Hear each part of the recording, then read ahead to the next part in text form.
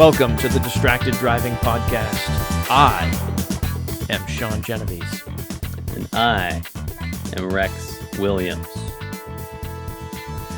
This is the fourth part, and my favorite, actually, part of our interview with Matt McWilliams, author of Turn Your Passions into Profits, his newly released book.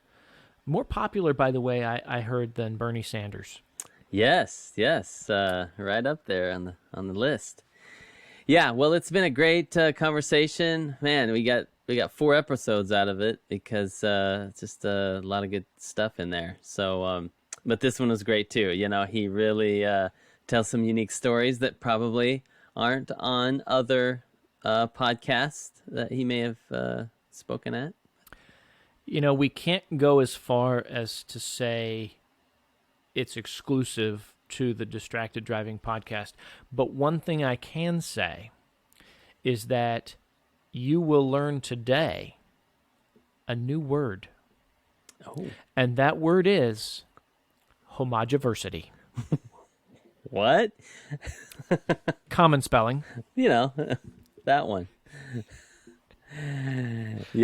Yeah, that was great. This is a good episode. So without further ado, here's our conversation, the final part of our conversation with Matt McWilliams. Yeah, I mean, I've had numerous circles. In fact, it was I did one interview with a lady a few weeks ago, and she said on there, she's like, "Oh my gosh, I've known Matt forever. How in the heck did we meet?" I'm like, we had a guy in our mastermind, and he invited you, and that's how we connected. I've had those. It's something I write about in the final chapter you mentioned earlier about creating consistent content, and one of the things I talk about in there, a very simple thing you can do.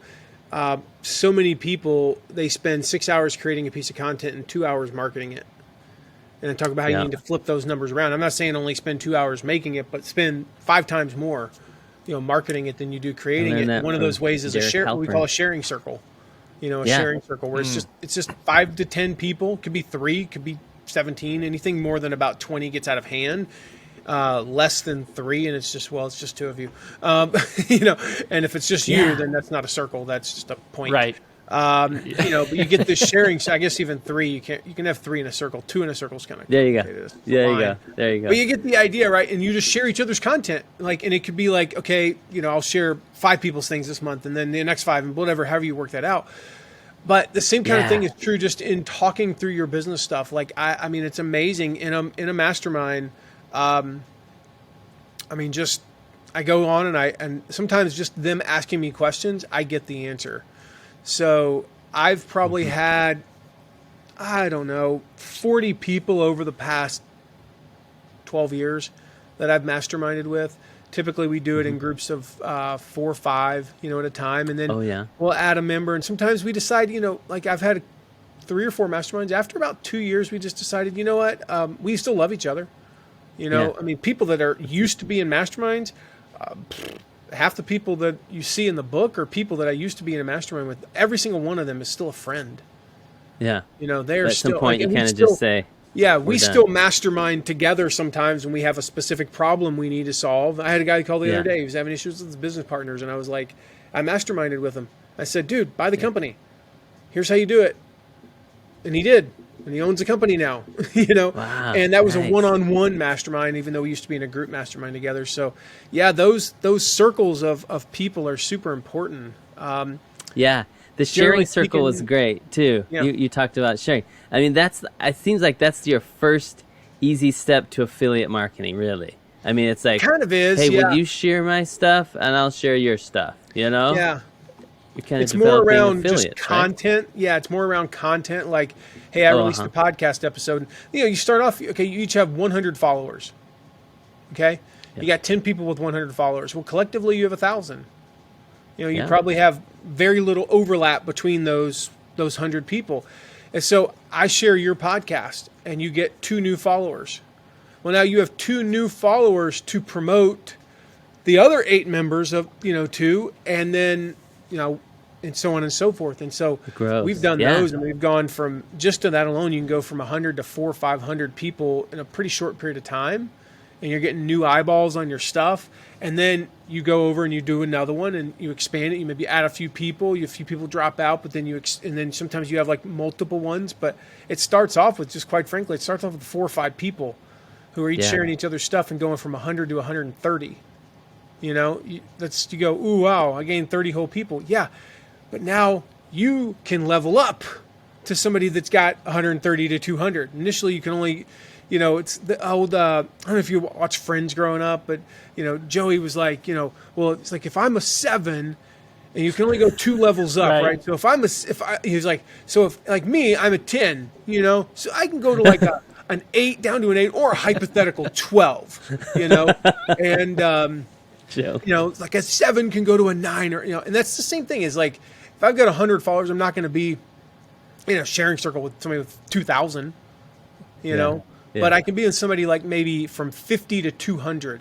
So great, I get up to 150. Now I can go from 100 to 250 and so on and so forth. And as I level up, we can level up as well. And the same is true with your business stuff. Some of my early masterminds, some of those people haven't really advanced, and I've outgrown them. Others, as you know, they say new levels, new devils, right? As our business has grown, I've got different problems. Like we just made our first acquisition, you know, last year, and we bought another company from a guy actually that I met through being in a mastermind with him. We were mastermind buddies 8 years ago, and they were looking to sell, and we bought. That process, I navigated that process with the help of some people who are at that level now where they've been through that. My mastermind buddies 10 years ago had never bought a company. You know, we were masterminding about how to get more YouTube followers and, you know, and how do you start a podcast? I don't know. You know, let's figure that out together, you know? And now we've evolved. That's so cool. It's like anything else. You know, you go back to those new college hires that come in.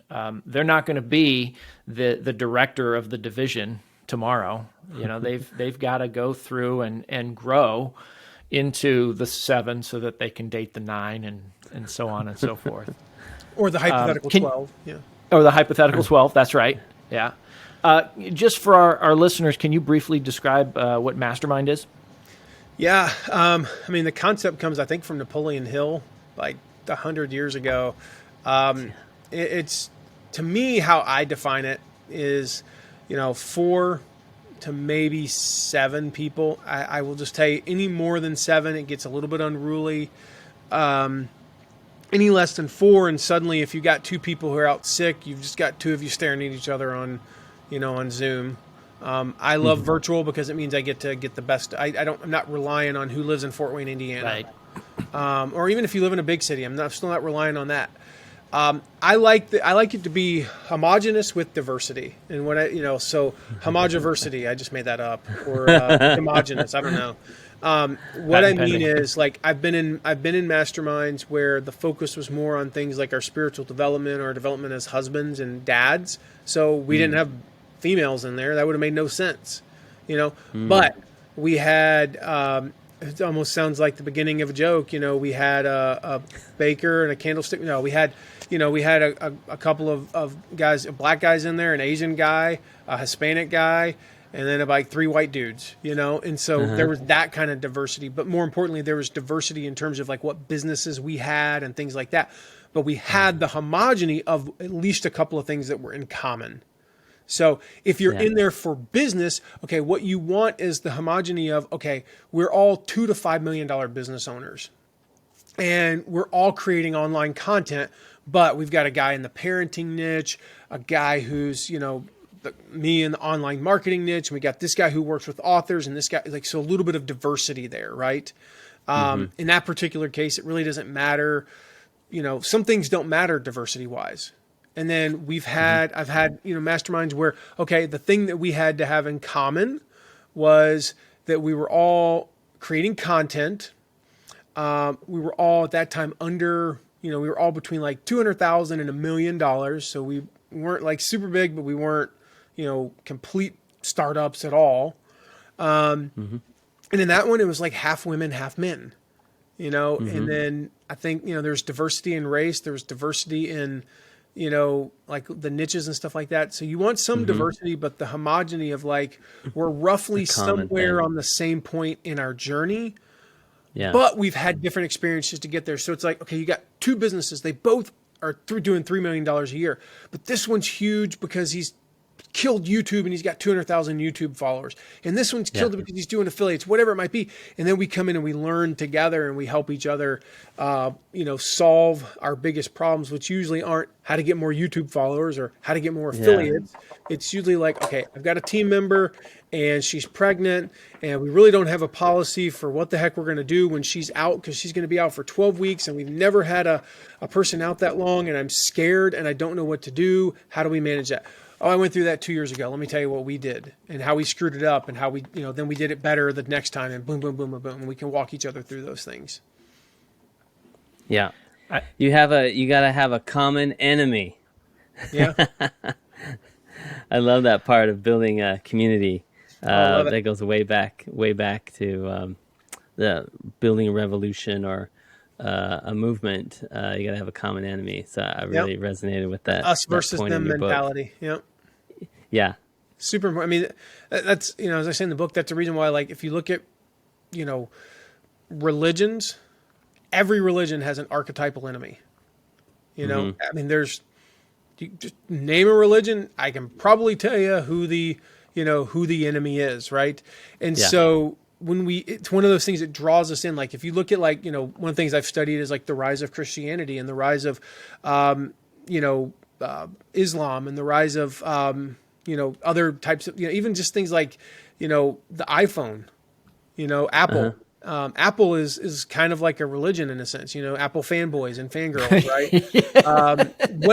Whatever the religion is, or the, the political party, or the, the concept, like Martin Luther King, fighting racism, all of these things. Like, the people that came together. It doesn't have to be a person. No, it doesn't. It can be a concept. It's a cause. An enemy. Yeah. And the people that came together, look at just one, just going to pick it, Christianity. There's no, like, worldwide, there's no stereotypical Christian. Like, you can't just say, okay, they're all white. No, they're not. Like, probably like 30% are, there's no, they're all from America. No, it's not the way it is. They're all poor or all rich or all middle class. No, they're all of the above, The thing is, there's something, that common thread that unites people. So in your audience, like, what is that? And one of the ways, it's not the only way, sure, dozens of ways in the book. One of the ways to do that is to create that us versus them mentality, to be able to create that common enemy, whether it's, it could be like, the big corporations, they're all doing this, or it could be the government, or it could be, this certain thing, whatever it is. If we can find that, that creates that uniting, Ours is the status quo, right, Sean? Yeah, that's right. Yeah. Status quo. Absolutely. I know we want to be respectful of your time, and we also want to make sure people know where to get the book, but I want to ask you one last quick question. I think I read somewhere you went to school in Tennessee. I did. What did you study? Did you study marketing? I did not. So I went to the University of Tennessee. So my freshman year, my first sophomore year, I went to the University of Tennessee. I studied ornamental horticulture and landscape design my freshman year. Nice. Because awesome. It's a long story.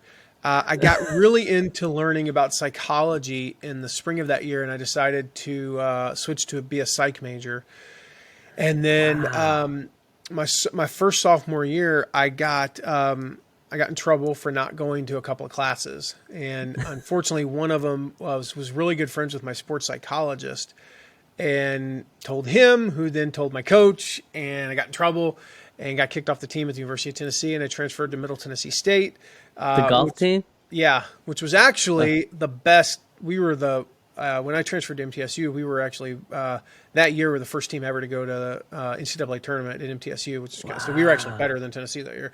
Not that, I reminded my teammates of that. And so that year I was in what was called a university studies program, which basically meant that all of my classes were electives. And I was not really an academic, just to be clear. I was always one of those people. I kind of made it through high school because if I paid attention in class, I could squeak out a B plus. And, so I had like the 3.6 GPA. So everybody's like, oh, Matt, he's such a great student. I'm like, no, I was forced to go to class. I mean, think about it, the first 16 years of life, somebody else drove me. Because when I was in high school at that time, you were not allowed to drive on your own or with other people under the age of 20. Like you had to have when you had a license, you were not allowed to drive on your own until you were like 16 and a half or something, or 17. It was kind of weird. So for the first, basically, until almost the end of my junior year of high school, my dad took me to school, or my mom took me to school, or a bus took me to school. I had to be there. I might as well listen. So I was good enough to make decent grades. And then, sure enough, in college, I didn't have to go.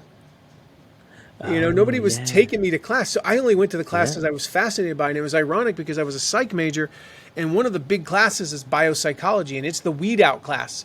Every major has a freshman or sophomore class that's the weed out class, right? Yeah. It's chemistry for pre-med majors, right? Yeah. Biopsychology, I was so fascinated by it, though, that I made like a 96.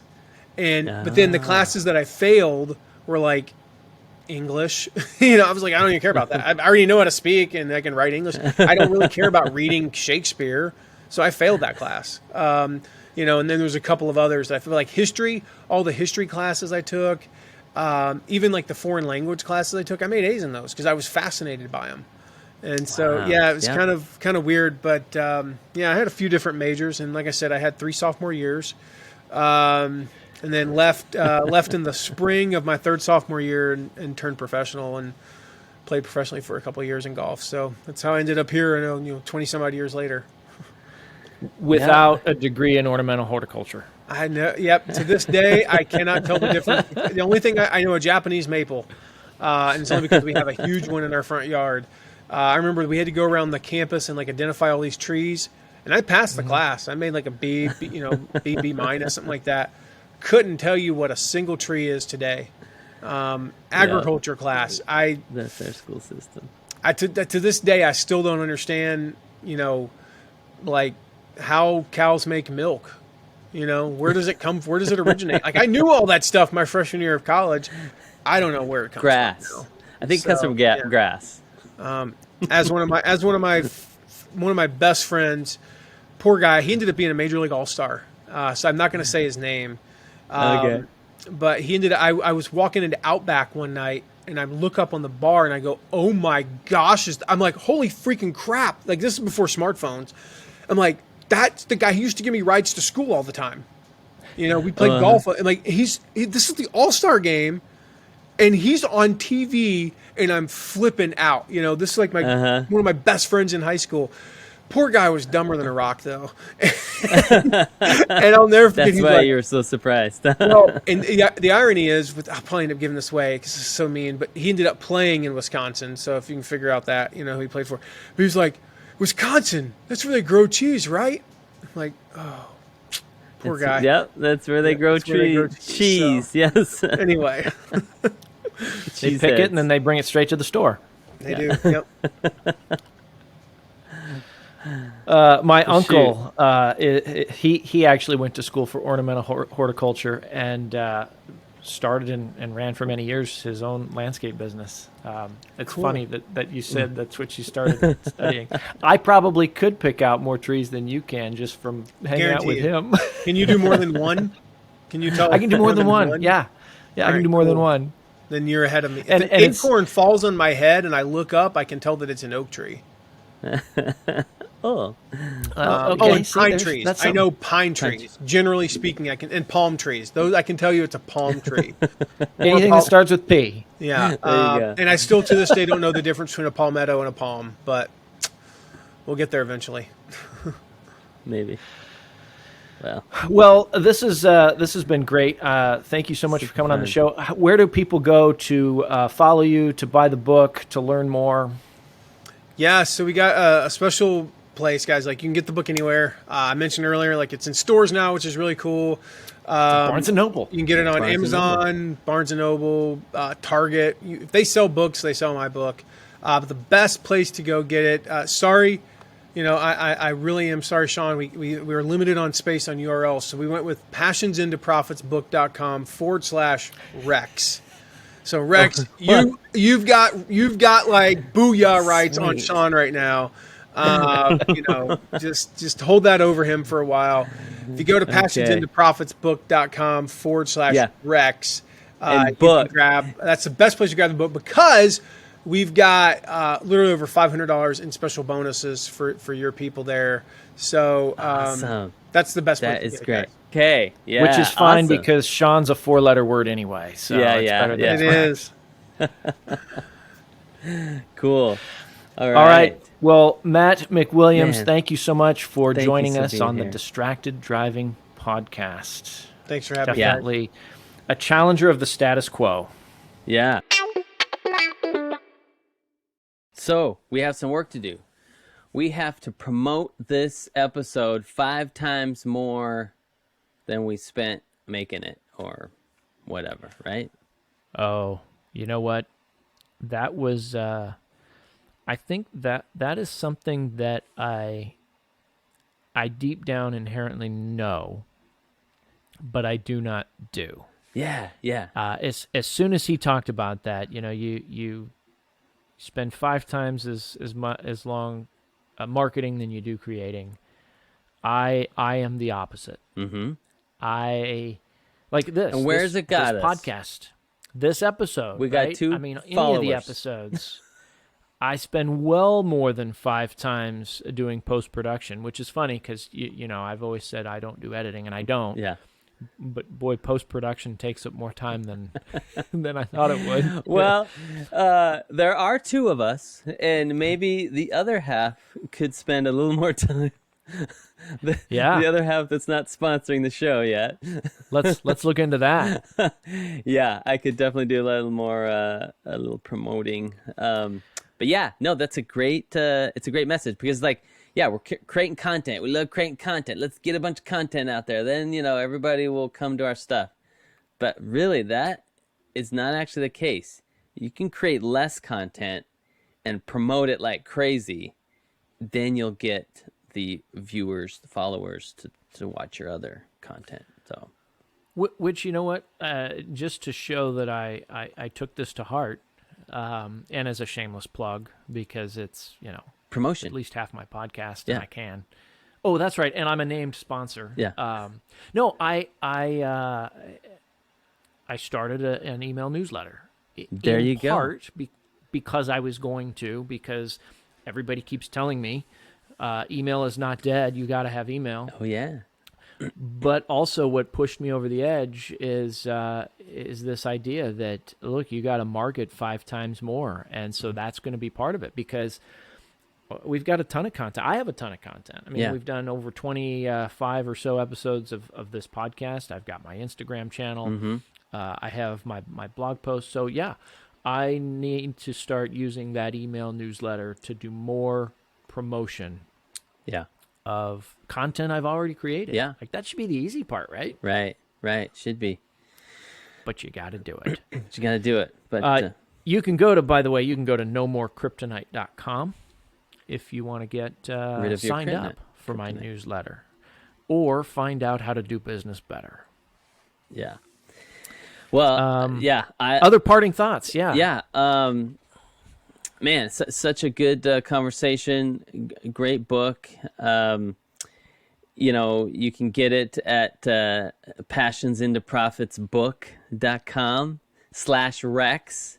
So true to his name, the affiliate guy, he's given us a link to get some value for us to get some kickback from people signing up through our link. So go there. Does that make us affiliate guys now too? Oh yeah. Yeah, we're affiliating with them. And I'll affiliate this. If you go to that site, man, look at all the advanced praise, all the people that are talking about this book. I mean, these are pretty famous people if you are in the circles, like Pat Flynn, Dory Clark, Michael Hyatt, John Lee Dumas is like the podcast king. Like, so he's very well connected. What if you're not in the circles? Well, then you should go and look up these people and look at their stuff because they've been creating content. Or maybe you for a could just long read time. the book. And Oh yeah, it'll yeah. get You should read into the book. circles. Yeah, for sure. I said it in the first part of our part one of this 4-part interview. Mm-hmm. I'll say it again though. I did enjoy the book. My intent was to skim it for the purposes of sounding coherent for the interview, and it sucked me in. I couldn't skim it. It's very well written. Yeah. Lots of good advice. Lots of exercises. So check it out. Yeah. I think it's worth a read. Yeah, I did the audio a little bit faster speed so I can crank through it, but I got through it, and man, I got to go back and do the exercises. But there was so much I wanted to talk about with him, and we basically ran out of time because we only had him for a short period of time. But yeah, we can talk about it in the future. You can make some comments. We can have a discussion thread on it. Yeah. No, it's a good book. Oh yeah, that's another thing that we don't do enough of is pimp our channels, and we're on various social media.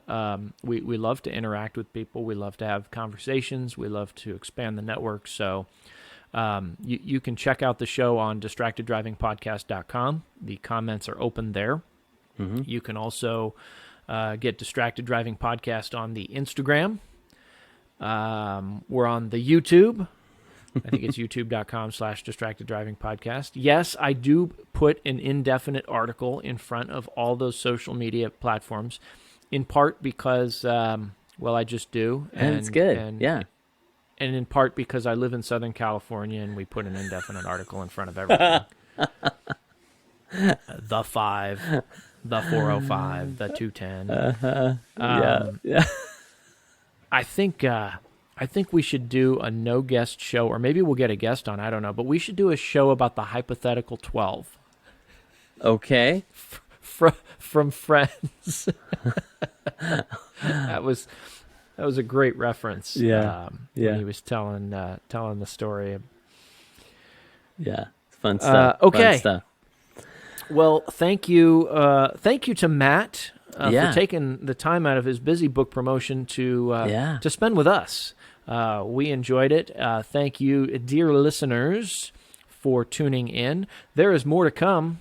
This is just the end of our 4-part interview with Matt McWilliams, but there is more Distracted Driving Podcast on the horizon. Yes. So stay tuned. Stay focused. Don't get distracted. That's right.